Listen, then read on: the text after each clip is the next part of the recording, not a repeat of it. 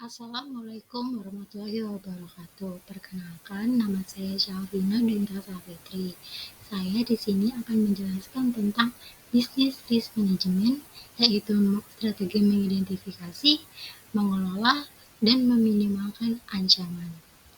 Materi presentasi yang akan saya jelaskan, yang pertama ada pengertian manajemen risiko bisnis, yang kedua ada mengapa manajemen risiko penting, yang ketiga ada jenis-jenis risiko bisnis, yang keempat ada 5 tahap proses manajemen risiko, yang kelima ada alat mitigasi risiko bisnis, yang keenam ada studi kasus, dan yang ketujuh ada action plan. Yang pertama, manajemen risiko bisnis. Manajemen risiko bisnis adalah proses sistematis untuk mengidentifikasi, menilai, dan memprioritaskan serta menangani risiko yang dapat berdampak negatif terhadap operasi, kinerja keuangan, reputasi, atau tujuan strategis perusahaan. Manajemen risiko bisnis melibatkan analisis kemungkinan dan dampak potensial berbagai risiko dan pengembangan strategi untuk mengurangi atau mengelola risiko.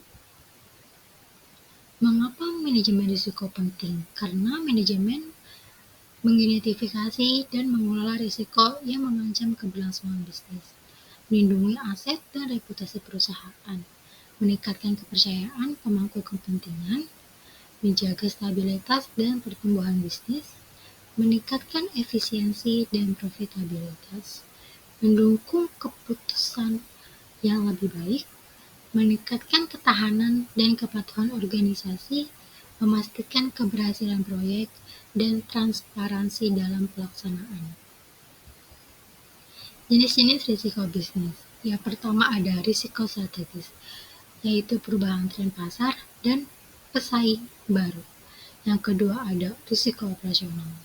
Risiko operasional ini ada mesin rusak dan kesalahan human error. Yang ketiga ada risiko finansial, yaitu inflasi dan gagal bayar hutang.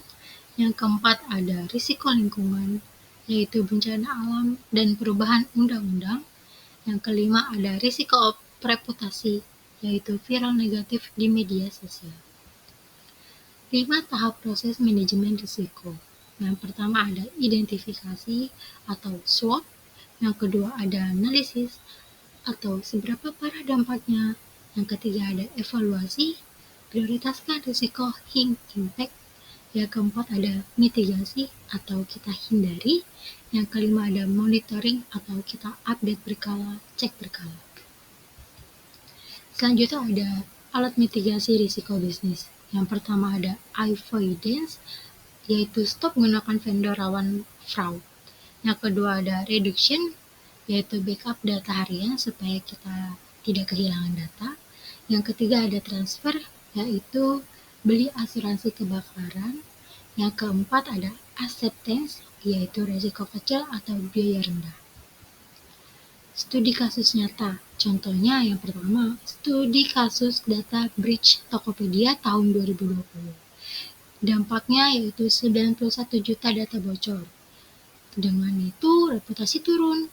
Solusinya yaitu investasi keamanan IT dan tim respon krisis. Contoh 2 ada risiko supply chain Samsung, yaitu krisis chip tahun 2021. Dampaknya produksi tertunda, yaitu kehilangan pasar. Solusinya yaitu dengan diversifikasi supplier dan buffer stock. Terakhir ada action plan.